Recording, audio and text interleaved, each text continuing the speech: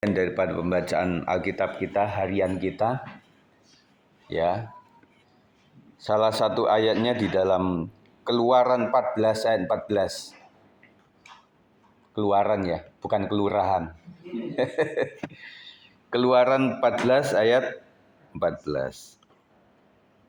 Sudah ketemu Ibu-ibu? Puji Tuhan, kita baca sama-sama. Keluaran 14 ayat 14, 1, 2, 3. Tuhan akan berperang untuk kamu dan kamu akan diam saja. Pelajaran bagi kita, ayat ini diucapkan Musa kepada bangsa Israel ketika mereka sedang ketakutan di tepi laut Teberau. Ya, kalau membaca secara lengkap dalam pasal-pasal ini, ceritanya seperti itu ya. Semoga ibu-ibu semuanya membaca Alkitabnya. Ya, saya berharap seperti itu supaya pembacaan kita tuntas. Kita sudah tuntas satu Alkitab itu dan kita sudah mulai lagi. Ya Ibu ya, mumpung masih baru-baru, baca lagi ya. Ya itu ceritanya seperti di depan mereka laut luas. Di depan mereka bangsa Israel laut yang luas. Dan di belakangnya tentara Fir'aun mengejar. Ibu bayangkan ya, waktu mereka sudah, kayaknya aman nih. Kita jalan berangkat sama-sama, jalan kaki. Dan pada saat sampai di situ, wah ada tantangan ini. Mereka nggak punya kapal, dan situ laut yang luar biasa. Tetapi nggak taunya ada muncul kayak bayangan kecil-kecil dari belakang. Setelah dilihat-lihat tuh ini kok kayak tentara gitu. Nah kemudian bisa bayangkan ya tentara Mesir itu kayak apa ya? Yang pakai aksesoris yang luar biasa itu. Kok datang dengan kuda-kudanya gitu, waduh. Akhirnya Musa yang menjadi bahan ejekan, bahan olokan. Mereka beberapa orang Israel mengatakan memang di Mesir nggak ada tempat kita mati gitu loh. Kamu bawa kami ke sini supaya mati di padang gurun gitu ya. Musa diomel-omelin. Tetapi puji Tuhan, seorang Musa ini adalah pemimpin besar yang luar biasa, yang banyak bergaul dengan Tuhan. Saya katakan bahwa cerita Musa itu memang dia lahir di kalangan kerajaan. Maksud saya di orang Ibrani, tetapi dia dibesarkan di situasi kerajaan begitu, kerajaan Fir'aun begitu ya. Jadi ketika dia tahu bahwa dia membela orang Ibrani sebenarnya, dia akhirnya membunuh orang Mesir. Dan itu rupanya orang Israel itu nggak tahu dia mesti bela siapa. Pokoknya taunya ini anak raja gitu, pangeran begitu ya.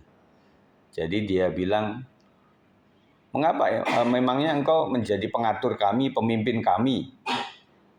Engkau mau buat kami mati seperti kayak orang Mesir kemarin. Wah, akhirnya Musa berpikir bahwa ternyata ada yang tahu kejahatan saya. Akhirnya dia lari ke padang gurun. Gitu ya ceritanya. Nah kemudian disitulah Musa itu dipanggil oleh Tuhan. Ya, Musa dipanggil oleh Tuhan berkali-kali, dia bilang saya itu nggak bisa bicara Tuhan. Nggak bisa. Pada akhirnya nanti Harun itu menjadi pendamping dia. Rupanya kakaknya, abang Harun itu lebih bisa ngomong gitu loh dibandingkan Musa. Ibu-ibu sekalian, kita tidak mesti menjadi orang yang pandai bicara, tidak mesti orang yang S1, S2, S3 untuk dipakai Tuhan. Justru tadi saya juga mengapresiasi Bu Leni juga, kiranya teman-teman juga bisa melakukan itu. Dan karena Bu Leni juga merasa nggak ada pertolongan lain gitu loh, karena Amil juga begitu, malah yang suka menolong kan yang perlu ditolong. Ya minta bantuan siapa juga mungkin sibuk semua. Nah disinilah letak penyerahan total kepada Tuhan. Nah akhirnya benar kan, setingkat Mama Leni yang ya kita anggap sebagai jemaat biasa tetapi punya kuasa. Ya ibu-ibu sekalian, ini menggairahkan kita bahwa oh iya, tidak cuma Bu Leni dong, saya pun juga anak Tuhan yang sama. Saya diberikan kuasa yang sama untuk melakukan itu. Jadi hebat. Jadi kesaksian seperti ini adalah merupakan pemacu buat kita ibu-ibu sekalian, bahwa kita tidak boleh selalu tergantung sama namanya pendeta atau gembala.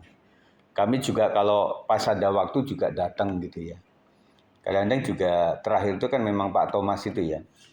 Itu saya juga tanya karena kan setelah dari Primaya itu udah baik-baik saja. Ya, jadi ceritanya memang tahu ya anak Nicholas ini memang agak aktif gitu ya. Dan kata Pak Thomas kalau memang anak ini aktif waktu dia lagi dalam tidak bagus itu cepat ketahuan. Ini anak kok diem gitu. Ceritanya tuh gimana sih Pak? Saya tanya. Ini Pak kata mbaknya itu kan dilarang itu hujan-hujanan.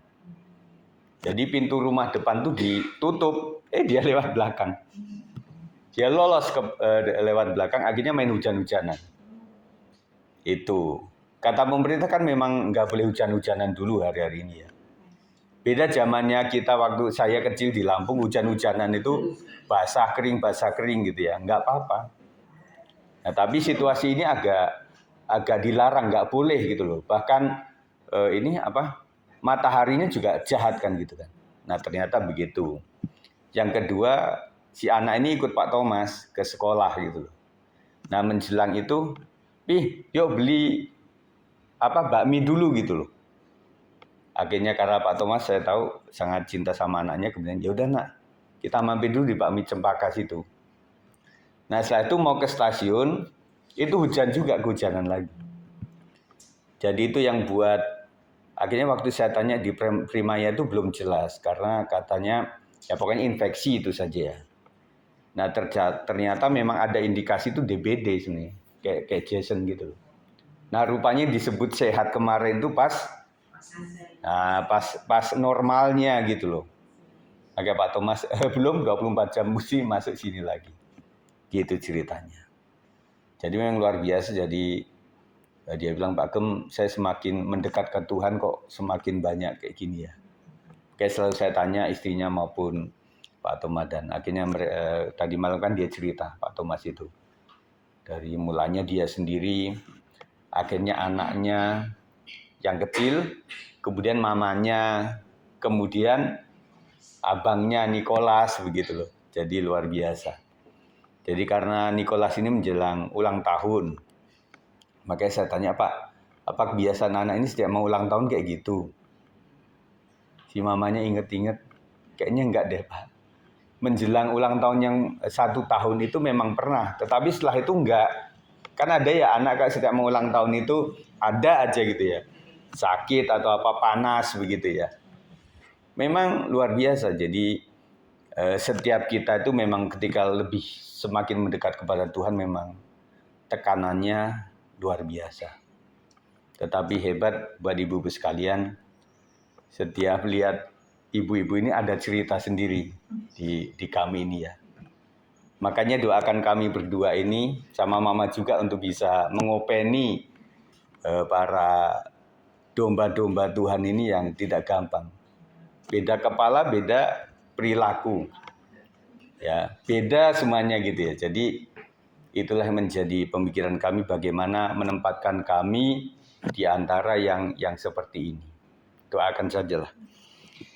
Dalam keadaan terjepit seperti itu, Musa berkata dengan iman, Tuhan akan berperang untuk kamu. Nah, ini pemimpin yang luar biasa.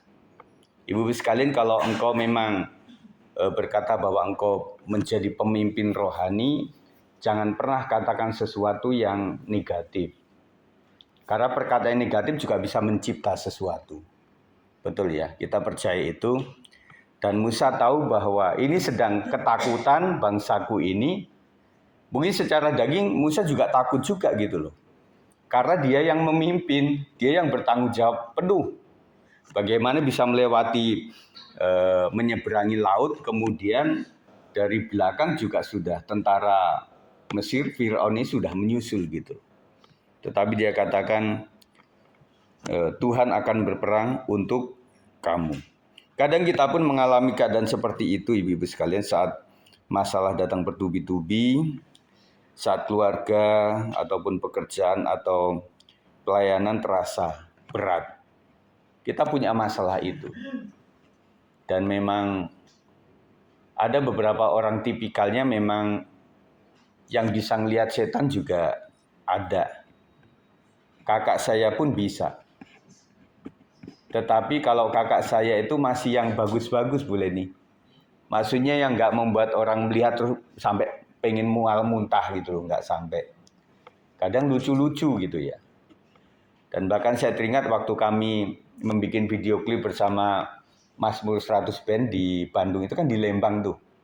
Kita bikin video klip, terus kemudian ada itu kan syuting yang kayak belalai gajah tuh loh. Yang gini yang bisa.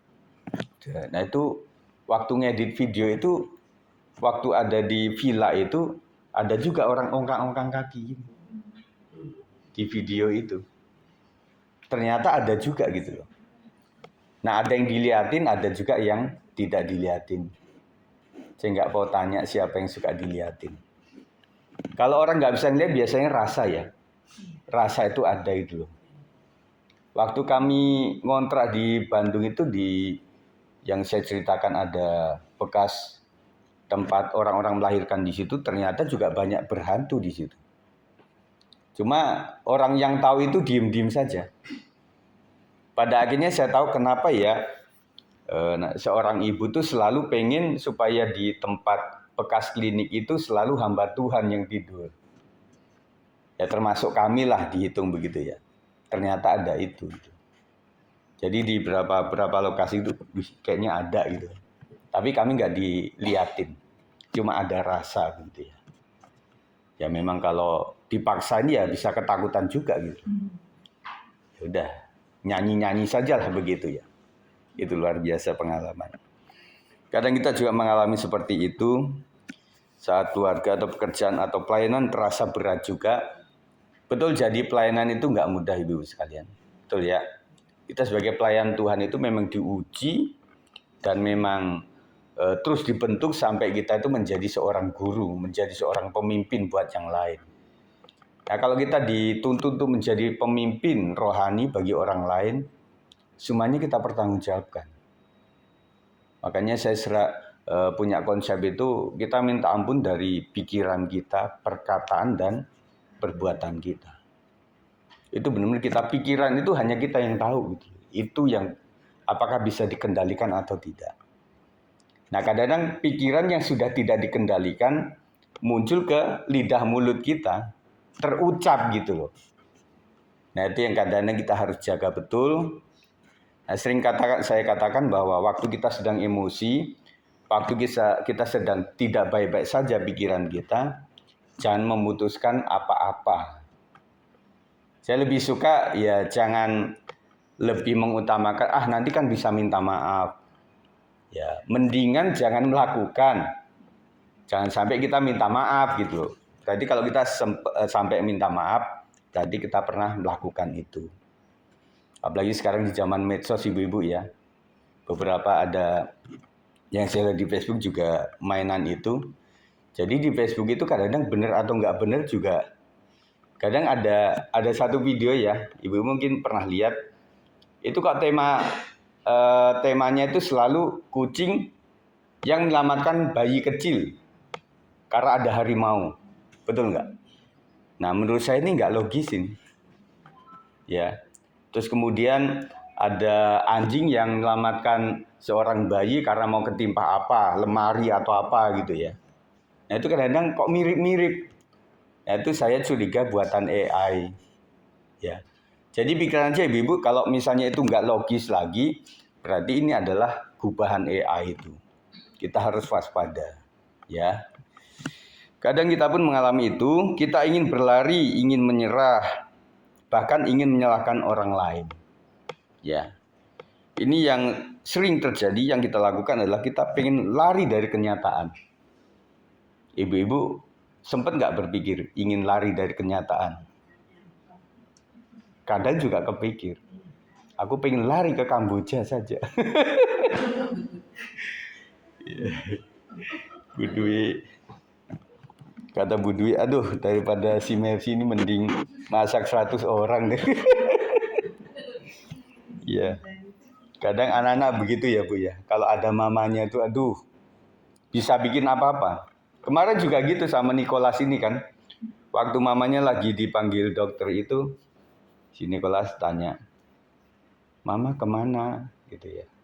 "Oh lagi ke ruang dokter," gitu. Kita tanya itu santun loh.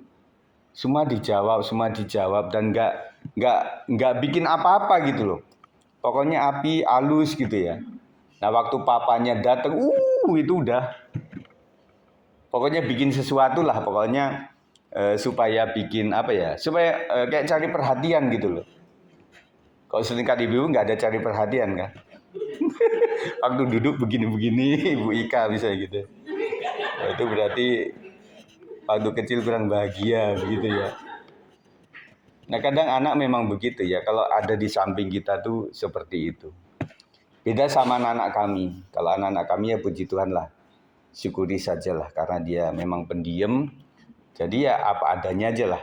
Ya, nggak ada apa-apa, minta sate nggak ada, minta burger nggak ada ya telur. Jadi buat saya ketawa. Ya kita kadang-kadang pengen lari lah dari kenyataan, pengen menyerah, sempet ya ibu-ibu sekalian. Aduh ini sudah, kayaknya dengan berbagai cara, ilmu apapun sudah kita terapkan dalam mengelola keluarga kita, tapi kayaknya kok membuat kita nyerah. Nggak bisa lagi ini. Gimana ya? Nah saya berpikirnya waktu kita sudah nyerah, itu adalah waktunya kita angkat tangan di hadapan Tuhan. Kalau kita masih bisa lakukan dengan tangan sendiri, waduh, udahlah luar biasa lah. Dan kebanyakan kalau bisa dengan cara akal kita sendiri, kayaknya penyerahannya kepada Tuhan malah minim.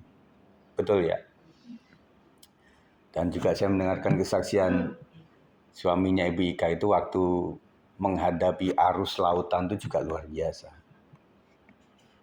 Ya maaf kata Bu Ika juga sempat gemes, udahlah lu pergi nggak pergi bodoh amat. Nah waktu mendengar kayak gini, aduh kayaknya rasanya, makanya waktu anaknya datang tuh langsung nyusul ke, kami sudah larang waktu itu, janganlah Bu tunggu aja di Depok, nggak betah Pak.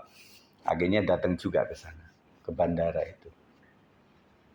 Nah jadi waktu kita sedang menghadapi yang tidak kita bisa, waktu kita nggak bisa turun tangan, kita jadinya angkat tangan. Nyerah Tuhan, aku nggak bisa lagi. Tapi dengan catatan kita sudah berusaha semaksimal mungkin melakukannya. Tuhan tolong, luar biasa. Ya Bu Leni menghadapi anak tercinta, anak tunggal begitu kan juga bagaimana ya Bu ya? Aduh ini juga ada oknum yang terus menggoda anakku ini juga. Nah waktu di puncak pun juga kan Bang Untuk juga cerita. Ya udah kita dampingi Amel aja Pak Gem.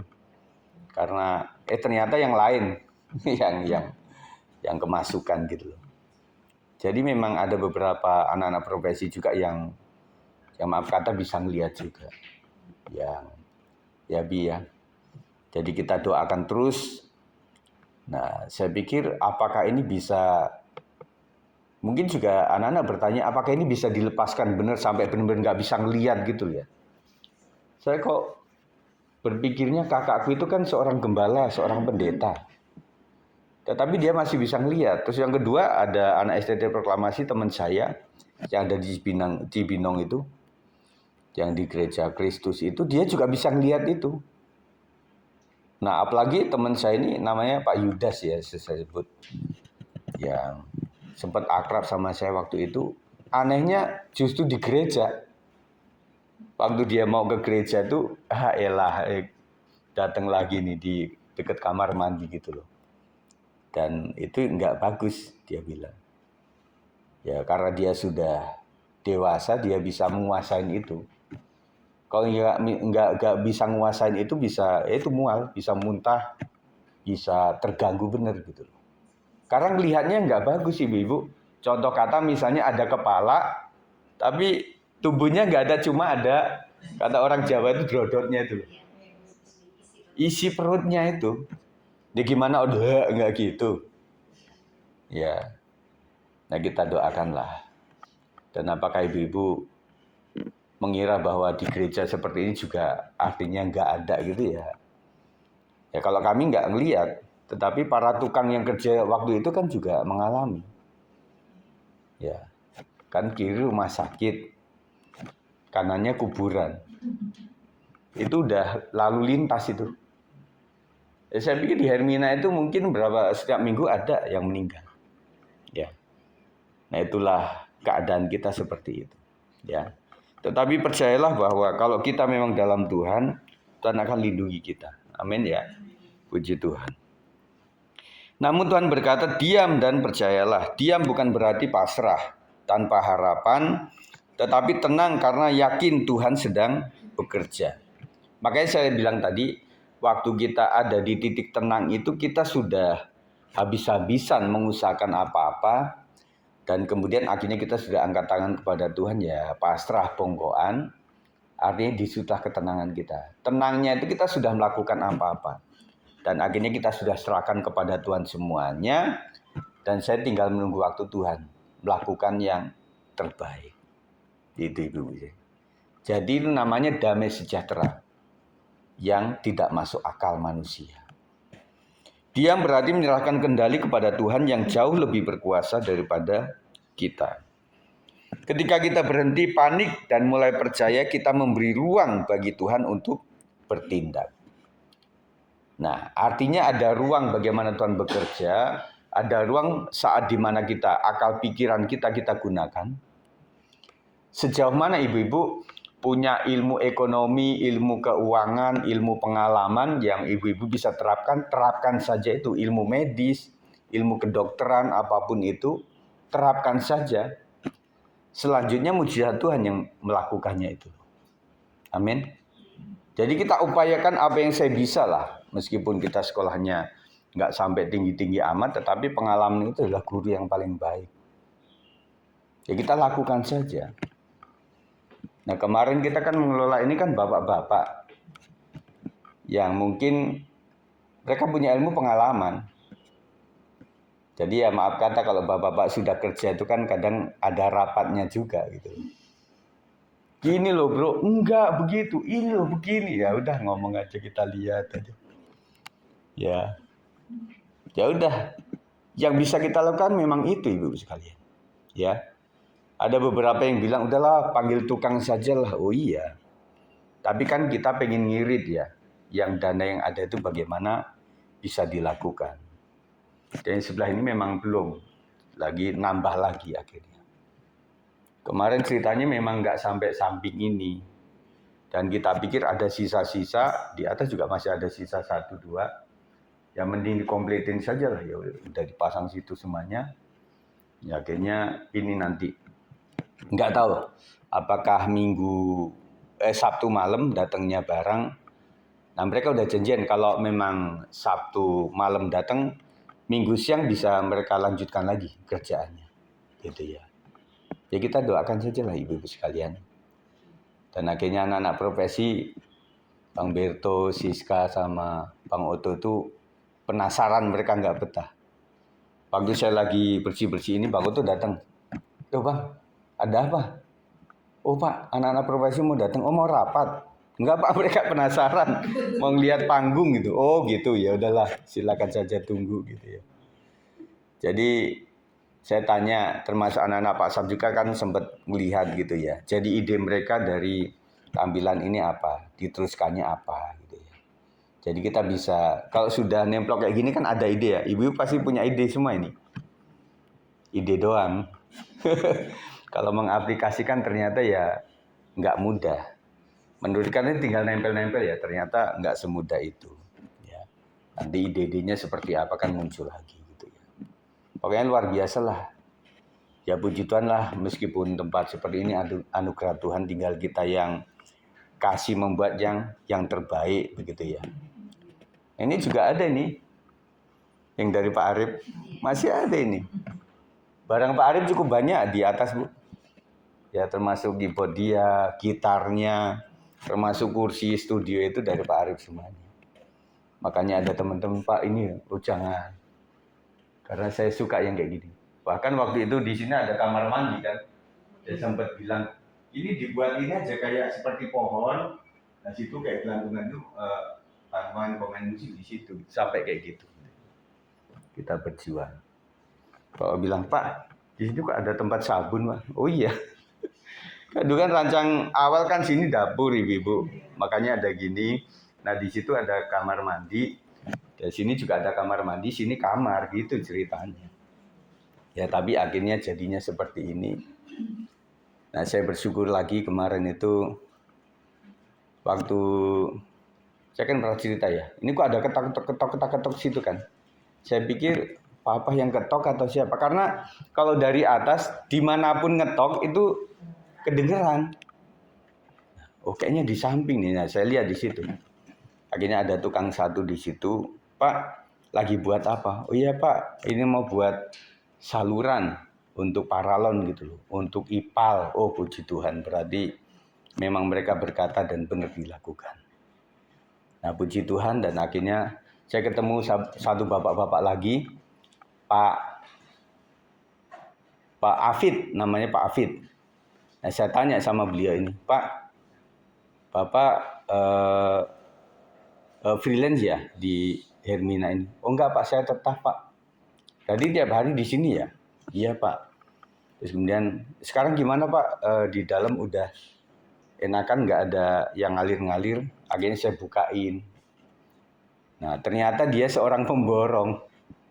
Waktu dia lihat ini, oh iya Pak, itu sedang dipakai ini di beberapa tempat. Karena dia suka membangun rumah, kitchen set, kemudian dia membangun rumah sakit itu ya. Dia bikin semuanya. Isiku tanya gimana kalau dia mendesain, aduh mahal kayaknya. Ya pernah bikin desain di gereja juga gitu loh, di Jawa Tengah itu ya. Jadi akhirnya kenal lagi sama satu orang. Pokoknya setiap sudut tempat ini ada ceritanya semuanya Ibu sekalian. Makanya buat kita yang tahu sejarah itu memang benar-benar gereja kita adalah anugerah Tuhan. Ya. Dan termasuk ibu-ibu semuanya adalah anugerah Tuhan. Bagi para wanita, seringkali hati kita mudah cemas dan pikiran kita sibuk mencari jalan keluar. Tapi Tuhan ingin mengajar kita untuk tenang dalam doa, tetap setia dan percaya bahwa Ia sedang berperang bagi kita dan keluarga kita. Pokoknya ketenangan itu bukan berarti dia udah linglung yang nggak sadar apa-apa, bukan. Artinya tenang itu sudah menyerahkan kepada yang punya kuasa. Ketenangan kita di situ gitu loh. Nah pada saat anak-anak kita bertanya, cucu-cucu kita bertanya, Omah, Kemi atau siapa, ibu atau siapa gitu, kok tenang-tenang aja padahal kita lagi ada menghadapi masalah gitu. Mereka mungkin belum kena di situ. Ya kita terangkan berulang-ulang karena iman mereka masih cetek, belum ngerti gitu. Tetapi buat orang tua bisa tenang karena percaya kepada Tuhan. Sebagai perundungan ibu-ibu sekalian, apakah saya sedang menghadapi situasi yang membuat saya takut atau khawatir? Ada nggak ibu-ibu sekalian? Yang paling membuat takut apa, khawatir itu ya? Yang itu adalah pribadi, angkat tangan. Yang pribadi nanti untuk anak atau untuk keluarga nanti saya sebutkan. Yang pribadi sendiri khawatir tentang diri saya itu ada masih? Masa nggak ada yang khawatir? Tadi hebat ya? Hah? Iya masih diri sendiri yang dikhawatirkan, masalah kesehatan atau masalah, wah ini saya merasa umur saya udah semakin menua ini, gimana ini? Mau diapain? Mau dioperasi plastik atau enggak? Kayak gitu. Itu ya. Hah?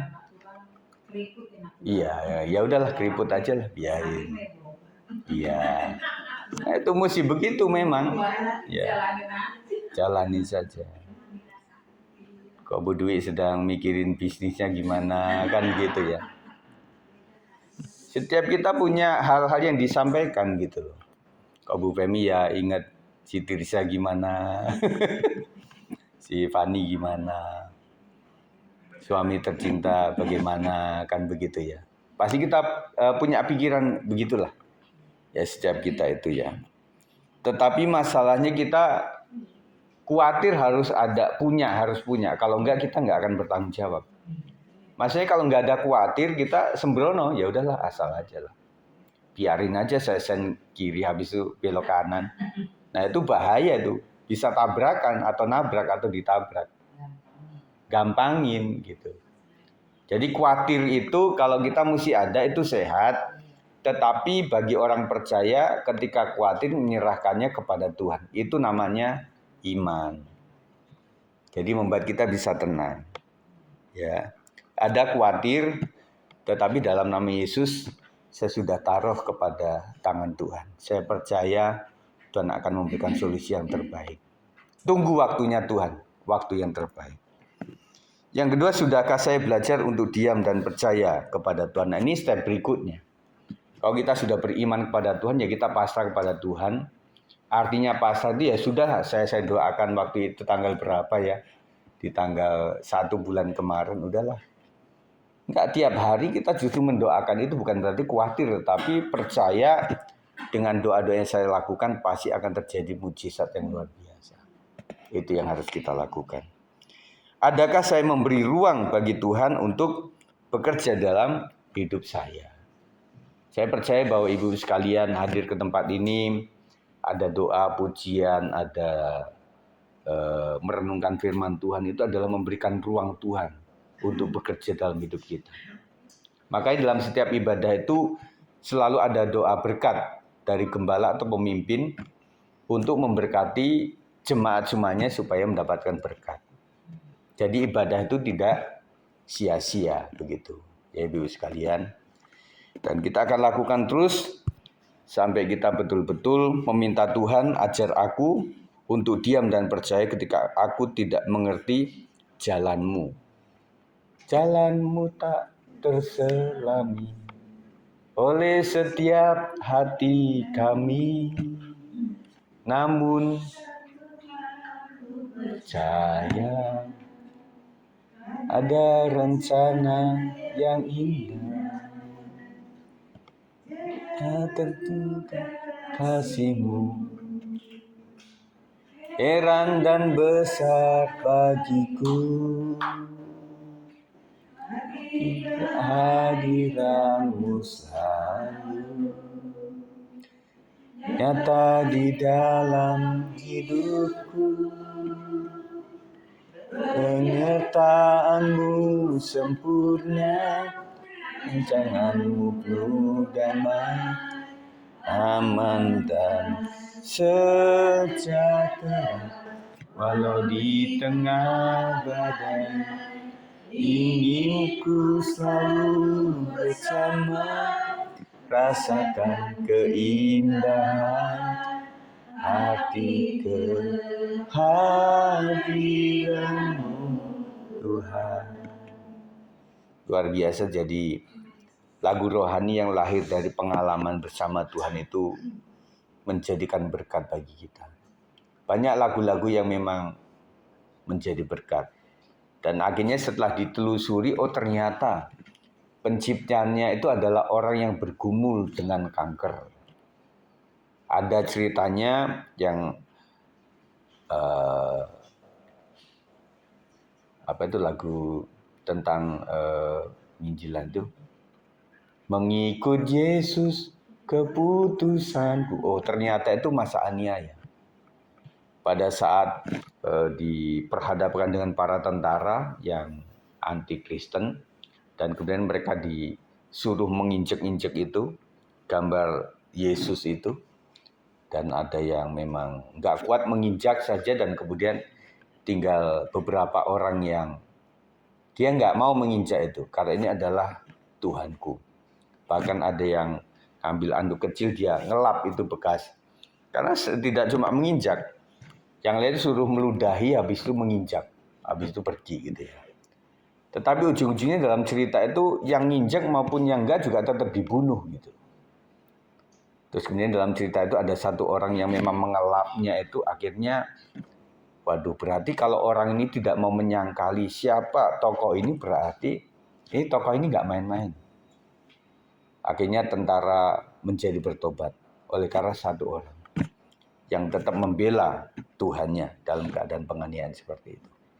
Ya, jadi banyak lagu-lagu yang menjadi inspirasi buat orang percaya oleh karena diciptakannya di dalam masa yang memang perjuangan iman. Yang terakhir, kuatkan imanku agar aku tetap tenang dan berharap hanya kepadamu. Nah, inilah doa-doa kita yang Ibu sekali bisa doakan nanti. Saya nggak perpanjang. Jadi sampai di sini saja untuk saya sampaikan.